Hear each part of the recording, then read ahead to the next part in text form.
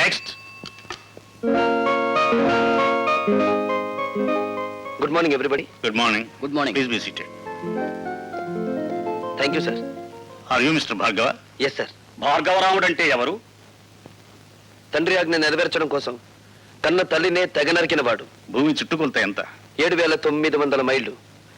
భూమి తన చుట్టూ తాను తిరిగే వేగం ఎంత? గంటకి 1000 మైళ్ళు. ప్రపంచంలో ఇప్పుడు పేరు పొందిన ఫుట్బాల్ ఆటగాడెవరు?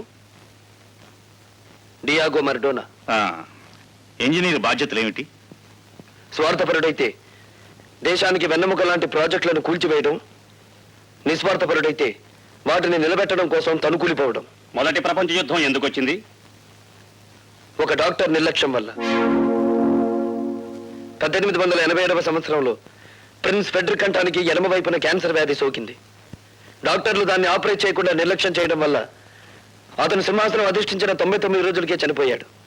ఆ తర్వాత రాజ్యకాంక్ష ఉన్న అతని కొడుకు కైజర్ రాజు కావడం వల్ల, అతను యుద్ధకాంక్ష గలవాడు, జ్ఞానశూన్యుడు కావడం వల్ల మొదటి ప్రపంచ యుద్ధం మొదలైంది. మీ నాన్నగారి వృత్తి? ఈ ఇంటర్వ్యూలో నేను సమాధానం చెప్పలేని ప్రశ్న అదొకటే సార్. ఆఖరిగా ఒక ప్రశ్న. ఈ క్షణంలో మా మనసులో ఏముందో చెప్పగలవా? నాకు ఈ ఉద్యోగం ఇవ్వకూడదని. అలా ఎందుకు అనిపించింది? ఎందుకంటే పెట్టేవాడికి తినేవాడు లోకు కనుక, అడిగేవాడికి చెప్పేవాడు లోకు కనుక.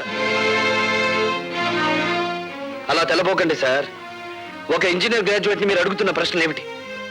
అతనికున్న పురాణ పరిచయం, అతనికి తెలిసిన హిస్టారికల్ నాలెడ్జ్, అతనికున్న స్పోర్ట్స్ నాలెడ్జ్, ఇవా ఒక ఇంజనీర్ క్యాండిడేట్ కి కావాల్సిన అర్హతలు. మీరంతా అవకాశవాదులు. ప్రశ్నలు అడగడమే తప్ప సమాధానం చెప్పడం చేత కానీ మేధావులు. అయినా మిమ్మల్ని నమ్ముకుని పూటకొక నిరుద్యోగి ఇంకా డిగ్రీలు చంకలో పెట్టుకుని ఆఫీస్ గుమ్మాలు ఎక్కుతూనే ఉన్నాడు. ఎలా? తల్లి మెడలో మంగళసూత్రాలు అమ్మి, అవి ఖర్చైపోతే ఒంట్లోని రక్తాన్ని అమ్మి.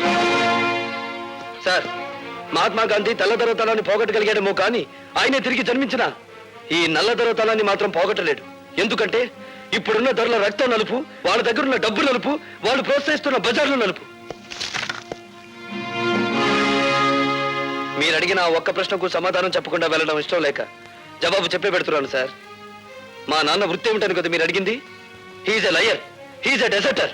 కట్టుకున్న భార్యని, కన్న బిడ్డని అనాథల్ని చేసి వెళ్ళిపోయిన కసాయివాడు. ఆ కసాయివాడి రక్తాన్ని పంచుకు పుట్టాను నేను. అయినా మిమ్మల్ని ఏమీ చేయకుండా పెడుతున్నానంటే నా చదువు నాకు నేర్పిన సంస్కారం. ఈ దేశంలో గాంధీల సంఖ్యను పెంచండి కానీ గాడ్సేల సంఖ్యను కాదు.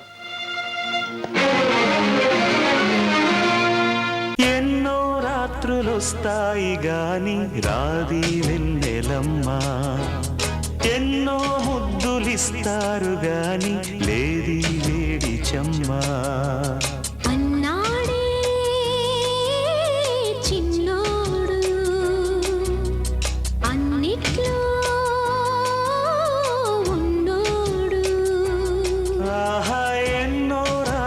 వస్తాయి గాని రాది